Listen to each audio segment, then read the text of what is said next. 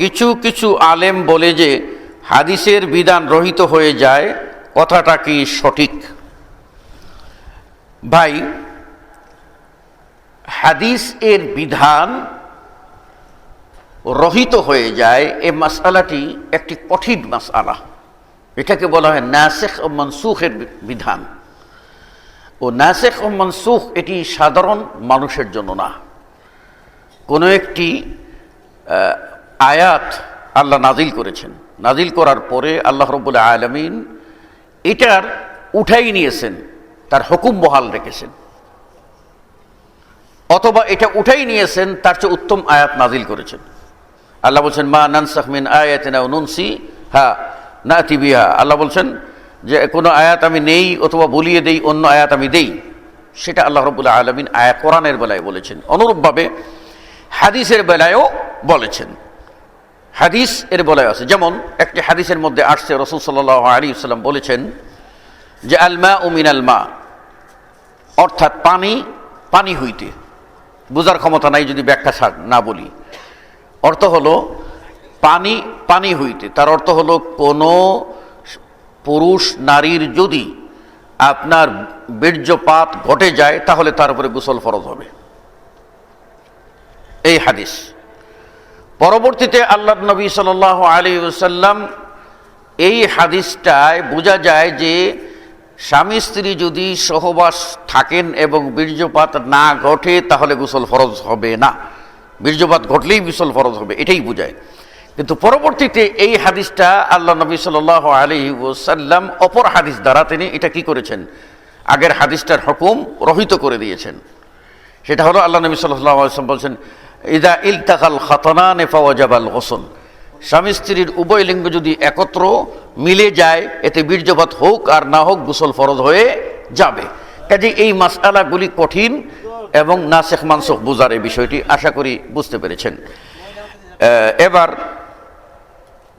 আল আসমাউল হোসনা তথা আল্লাহর ৯৯টি নাম মুখস্থ করলে জান্নাতে যাবে, হাদিসটি কি ঠিক? জি, হাদিসটি সহিহ বুখারীতেই রয়েছে যে আল্লাহর নাম রয়েছে ৯৯টি। মান হাফিজাহা, যে ইহা মুখস্থ করিবে, এর অর্থ হলো মান হাফিজাহা, যে মুখস্থ করবে, এর অর্থ বুঝবে এবং এই নামের দাবি অনুযায়ী আমল করবে, সেই লোক জান্নাতে যাবে। মন্ত্রের মতো শুধু মুখস্থ না, হাফিজা, হেফজ মানে সংরক্ষণ, বুঝতে পেরেছেন? মুখস্থ সাধারণ অর্থে না, সংরক্ষণ অর্থে। কাজেই সে হাদিসটি সহিহ ইনশাআল্লাহ। এরপর একজন প্রশ্ন করেছেন, বলছেন আসসালামু আলাইকুম। ওয়ালাইকুম আসসালাম রাহমাতুল্লাহি ওয়া বারাকাতুহু। শেখ, আপনার কাছে জানতে চাচ্ছি জান্নাত ও জাহান্নাম দুনিয়াতে নাকি আসমানে, দলিল সহ জানতে চাই। আল্লাহ রাব্বুল আলামিন জান্নাত ও জাহান্নাম সৃষ্টি করে রেখেছেন এবং কোথায় রেখেছেন সে ব্যাপারে আল্লাহ রাব্বুল আলামিনই ভালো জানেন। কিন্তু আল্লাহ রাব্বুল আলামিন যেহেতু বলছেন উইদ্দাত, তৈরি করা হয়েছে, প্রস্তুত করা হয়েছে, কাজে এই বিশ্বাস আমাদের পোষণ করতে হবে। প্রশ্ন, স্বামী বাড়িতে থাকলে স্ত্রীর সুন্নত নামাজ পড়ার দরকার নেই, এই কথা কি ঠিক? না ভাই, এই কথা ঠিক না। এখানে একটা ভুল বুঝাবুঝি আছে, এটা নিরসন হওয়া চাই। সেটা হলো ফরজ ইবাদত যেগুলি, সেগুলির ব্যাপারে আল্লাহর নির্দেশ পালন করবে নারী, এই ক্ষেত্রে মহিলা পালন করবে, এই ক্ষেত্রে স্বামী নিষেধ করলেও পালন করবে, কোনো নিষেধাজ্ঞা মানা চলবে না, আল্লাহর হুকুম আগে পালন করবে। ফরজ অতিরিক্ত কোনো ইবাদত যেটা নফল, সুন্নত নফল, এইগুলি আপনার স্বামী যদি নফল রোজা রাখতে চায়, নফল সালাত আদায় করতে চায়, তাহলে সেই ক্ষেত্রে স্ত্রী যদি নফল রোজা রাখতে চায়, নফল সালাত আদায় করতে চায়, সেই ক্ষেত্রে স্বামীর সাধারণ অনুমতি থাকলেই চলবে, করতে পারবে। পক্ষান্তরে স্বামী যদি স্ত্রীকে বলে যে তুমি আজকে নফল রোজা রাখবে না, আমার দরকার আছে, তাহলে স্বামীর কথা মানতে হবে, নফল রোজা ছাড়তে হবে। এমনকি কোনো মহিলা যদি স্বামীর অনুমতি ছাড়া নফল রোজা রাখে, আর সে সময় স্বামী যদি পেরেশান হয়ে বাইরে থেকে এসে বলে আমার দরকার আছে, তাহলে এই নফল রোজা ব্যঙ্গে হলো স্বামীর ডাকে সাড়া দিয়ে স্বামীর শয্যাশায়ী হওয়া। এটাই হলো শরীয়ত। কাজেই এখানে যেটা বলেছেন স্বামী বাড়ি থাকলে স্ত্রীর সুন্নত রাখতে হবে না, এটা ঠিক নয়। স্বামী বাড়ি থাকলে স্ত্রী সুন্নত রাখবে, নফলও পড়বে, নফল রাখবে, সবই করবে, কিন্তু সেখানে একটা স্বামীর অনুমতি থাকতে হবে। এই হলো ব্যাপার। আর অনুমতি কি? স্বামী বাধা দেয় না, এটাই অনুমতি। স্বামী তলব করে না, এটাই অনুমতি ধরে নিতে হবে। আর কোনো স্বামী যদি বাধা দেয়, তাহলে সেই ক্ষেত্রে তার অনুমতি নিতে হবে যে আজকে রোজা রাখতে চাই, তোমার কোনো দরকার আছে কিনা, আজকে আমি তাহাজ্জুদ পড়তে চাই, তোমার কোনো দরকার আছে কিনা। যেমন একজন সাহাবীর বেলায় এরকম ঘটেছিল, এক মহিলা আপনার সাহাবী, তিনি আল্লাহ রাসূল সাল্লাল্লাহু আলাইহি ওয়াসাল্লামের কাছে গিয়ে তার স্বামী সম্পর্কে অভিযোগ করলেন যে ইয়া রাসূলুল্লাহ, আমার স্বামী আমাকে নামাজও পড়তে দেয় না, রোজাও রাখতে দেয় না। মহিলা সাহাবী আল্লাহ নবীর কাছে বলছেন এই কথা গিয়ে। এখন তার সম্পর্কে, কারণ আরেকজন পুরুষ সাহাবী সম্পর্কে, তো পুরুষ সাহাবী নবীর সাহাবী কি এইরকম হতে পারে যে সে নামাজ পড়তে দেবে না, রোজা রাখতে দেবে না স্ত্রীকে? এইরকম সাহাবী কল্পনা করা যায়? কখনো না। তো ওই মহিলা সাহাবী যখন বললেন, পিঠে পিঠে পুরুষ গিয়ে হাজির, স্বামী হাজির। আল্লাহ নবী জিজ্ঞাসা, কি গো, তুমি নাকি তোমার স্ত্রীকে নামাজ পড়তে দেও না, রোজা রাখতে দেও না? বলে ইয়া রাসূলুল্লাহ, আমি ক্লান্ত হইয়া যখন আসি তখন থেকে নফল রোজা রাখতেছে, আমার যখন দরকার তখন থেকে, আমার সেবার দরকার তখন থেকে সে তাহাজ্জুদ নামাজ শুরু করে দেয়। আমি তাকে সেটা নিষেধ করেছি। তখন রাসূল সাল্লাল্লাহু আলাইহি ওয়াসাল্লাম তখন বললেন যে নফল ইবাদত করতে গেলে স্বামীর অনুমতি নিবা। আসলে বোঝার গলতি যেন না হয় আমাদের। প্রশ্ন, আল্লাহর কাছে কার মর্যাদা বেশি, ইমাম না মুয়াজ্জিনের? আল্লাহর কাছে দুজনের মর্যাদা দুই জায়গায় দুই রকম। কথা বুঝতে পারছেন কিনা? দুই জায়গায় দুই রকম। আর একত্রে করলে অবশ্যই ইমামের মর্যাদা বেশি। কথা বুঝতে পারছেন কিনা? একত্রে করলে আপনার ইমামের মর্যাদা বেশি। কেননা ইমাম সম্পর্কে অনেক অনেক হাদিস বর্ণিত হয়েছে, আবার মুয়াজ্জিন সম্পর্কেও এমন হাদিস বর্ণিত হয়েছে যেগুলি তাদের মর্যাদার কথা বলা হয়। যাই হোক, এরপরে প্রশ্ন, কোন আলেমের অন্ধ অনুসরণ করা যাবে কি? জি না, কোনো আলেমের অন্ধ অনুসরণ করা যাবে না। অর্থাৎ আলেমের কথা শুনেই যাচাই বাছাই ছাড়া মানা যাবে না। কোনো মাসআলায় যদি কোনো আলেমকে জিজ্ঞাসা করেন আর ওই মাসআলায় যদি আপনার খটকা লাগে, তাহলে আরেকজন আলেমকে জিজ্ঞাসা করে নেবেন। একাধিক আলেমকে জিজ্ঞাসা করে তাহকিক করে তার উপরে আমল করার চেষ্টা করবেন। কোনো একজন আলেমের অন্ধ অনুসরণ করা ঠিক হবে না। প্রশ্ন, পর্দা ও দাড়ি নিয়ে কেউ যদি বিদ্রূপ মন্তব্য করে তাকে কাফির বলা যাবে কি? পর্দা ও দাড়ি আল্লাহর বিধান। যে আল্লাহ রাব্বুল আলামিন আপনাকে সৃষ্টি করেছেন, যে আল্লাহ রাব্বুল আলামিন আসমানি কিতাব নাজিল করেছেন, যে আল্লাহ রাব্বুল আলামিন নবী প্রেরণ করেছেন, সেই আল্লাহ রাব্বুল আলামিন যিনি আপনার উপরে সালাত ফরজ করেছেন, সিয়াম ফরজ করেছেন, যাকাত মালদারদের উপরে ফরজ করেছেন, হজ ফরজ করেছেন, সেই আল্লাহ রাব্বুল আলামিনই পর্দা ফরজ করেছেন এবং দাড়িকে ফরজ করেছেন। একদল আলেম বলেন দাড়ি রাখা ফরজ, আরেকদল আলেম বলেন দাড়ি রাখা হলো সুন্নত। তো যাই হোক, এই যদি এটা সুন্নত আমল হয় আর দলিল দ্বারা প্রমাণিত হয়, তাহলে ওইটা আপনি রাখতে পারেন না, আমি রাখতে পারি না।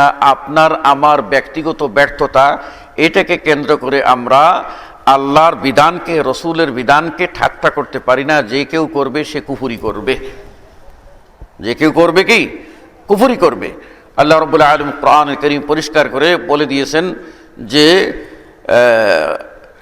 কাদ কাফারতুম বা'দা ঈমানিকুম, তোমরা ঈমান গ্রহণ করার পর কুফরি করিয়াছো। কাজেই আল্লাহর বিধানকে নিয়ে ঠাট্টা বিদ্রূপ করা কুফরি। বিতর সালাতে দুআয়ে কুনুত পড়া ওয়াজিব কি? বিতির সালাতে দুআয়ে কুনুত পড়া হলো আপনার জন্য উত্তম, কিন্তু ওয়াজিব নয়। পারলে পড়বেন, না পারলে পড়বেন না। অনেকেই এই সহজ মাসআলায় কঠিন করে দেওয়া হয়েছে, ফলে মানুষ কুনুত পড়তে মুখস্থ করতে পারে না বলে বিতির সালাত আদায় করে না। লা হাওলা ওয়ালা কুওয়াতা ইল্লা বিল্লাহ। এই ভুল যেন আমরা না করি। প্রশ্ন, ওযু করার পর টিভি দেখলে অজু নষ্ট হবে কি?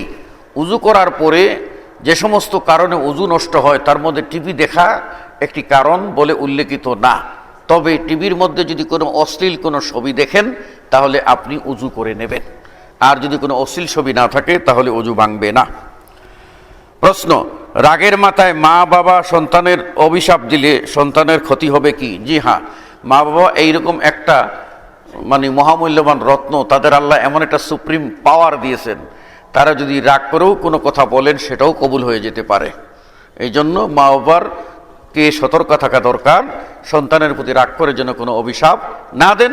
আর সন্তানের উচিত এমনভাবে চলা যেন পিতামাতা কোনো অবস্থাতেই সন্তানের প্রতি রাগ না করেন এবং অভিশাপ দেওয়ার কোনো কারণ সন্তান যেন না ঘটায়। এ ব্যাপারে সতর্ক থাকতে হবে। পর্দা বলতে কি বোঝায়? পর্দা বলতে বোঝায় আবৃত করা, ঢেকে রাখা। এখানে পুরুষের উপরেও পর্দা ফরজ, নারীর উপরেও পর্দা ফরজ। পুরুষের ফরজ হলো নাভি থেকে নিয়ে হাঁটু পর্যন্ত ঢেকে রাখা ফরজ, আর নারীদের হচ্ছে আপাদ মস্তক পুরোটা ফরজ। প্রয়োজনে শুধুমাত্র মুখমণ্ডল, হাতের কবজি পর্যন্ত তারা খোলা রাখতে পারে, পায়ের টাকনা নিচ পর্যন্ত খোলা রাখতে পারে। তবে মহিলারা যখন সলাত আদায় করবে তখনও তারা হাত পা পুরোটা ঢেকে, বিশেষ করে পা একেবারে টাকনার নিচ পর্যন্ত পুরো পাতা ঢেকে নিয়ে তারপরে সলাত যেন আদায় করে। এটা রাসূল সাল্লাল্লাহু আলাইহি ওয়াসাল্লামের নির্দেশ। এই প্রশ্নের উত্তর দিয়ে আজকে শেষ করছি। প্রশ্ন হলো, জোহরের ফরজ সলাতের পূর্বে 4 রাকাত সুন্নত, ফরজ সলাত পরে 4 রাকাত সুন্নত পড়লে তার জন্য জাহান্নাম হারাম হয়ে যায়, কথাটা কতটা সুন্নত সম্মত? এই ব্যাপারে আপনার হাদিস রয়েছে, হাদিসগুলি সহিহ। তো এর অর্থ হলো আপনার এই সুন্নতগুলি আদায়ের প্রতি তাগিদ। আর সত্যিকার অর্থেই যদি সুন্নত কেউ আদায় করে তাহলে অবশ্যই সে সুন্নতে মুআক্কাদার কথা বলা আছে, যেগুলি সুনান রাওয়াতেব, সেগুলি করলে আল্লাহ রাব্বুল আলামিন জান্নাতে ঘর বানাবেন। আল্লাহ বলেছেন, কেউ যদি জান্নাতে ঘর বানাতে চাও তাহলে 5 ওয়াক্তে 12 রাকাত, অপর হাদিসে 10 রাকাত সুন্নতে মুআক্কাদা, সেটা তোমরা আদায় করো। আবার আরেক হাদিসে জোহর আসরের আগে 4 রাকাত সুন্নতের কথা, জায়েদা অতিরিক্ত সুন্নত, সেগুলির কথাও বলা আছে। এটা যদি ঠিকমতো কেউ আদায় করে তাহলে সে জান্নাতে যাবে, জাহান্নাম তার জন্য হারাম হয়ে যাবে। তো এইগুলি হাদিস দ্বারা সাব্যস্ত, কাজেই আমরা এই আমলগুলি করার চেষ্টা করি। আল্লাহ রাব্বুল আলামিন আমাদের সকলকে তৌফিক দান করুন। অনেকেই কষ্ট করে এ পর্যন্ত এসে শুনেছেন। আসলে সত্যিকার অর্থেই যে আমি আজকে আসব, এটা আমি সন্ধ্যার আগ পর্যন্ত কল্পনা আমার অনেকটা নড়বড় ছিল। কারণ গত রাত 10টা থেকে প্রচণ্ড পেট ব্যথা এবং আপনার ডায়রিয়া শুরু হয়, যেটাতে আমি একেবারে নার্ভাস হয়ে যাই এবং আসরের আগ পর্যন্ত কোনো কিছুই খেতে পারিনি। অবশ্যই আল্লাহ রাব্বুল আলামিন সুযোগ দিয়েছেন, আপনাদের আগ্রহ এসেছি। তো শেষবারে একটি অনুরোধ করি যে আপনারা আপনাদের ভবিষ্যৎ প্রজন্মকে কোরআন ও সুন্নাহ এর ইলম শিখিয়ে যদি যেতে চান তাহলে আপনারা বিজ্ঞ আলেমদের শরণাপন্ন হবেন এবং তাদের তত্ত্বাবধানে যে মাদ্রাসাগুলি আছে সেগুলিতে আপনাদের সন্তানকে দেবেন। আমি অধম জামিয়া দারুল হাদিস আল আরবিয়া নামে গাজীপুরের বোটবাজারে আইউটি রাস্তা দিয়ে পশ্চিমে আপনার কাথরা গ্রামে একটি মাদ্রাসা প্রতিষ্ঠা করেছি এবং সেটা চালিয়ে যাচ্ছি। সেই মাদ্রাসায় আপনার হিফজখানা রয়েছে, নজরানা বিভাগ, নুরানি রয়েছে এবং আমরা 4র্থ শ্রেণী থেকে ইবতিদাই রাবে থেকে এই বছর সুনান তিরমিজি পর্যন্ত আমরা ছাত্র পড়াচ্ছি। গত বছর মিশকাত পড়াইছি এবং বুলুগুল মারাম পড়াইছি।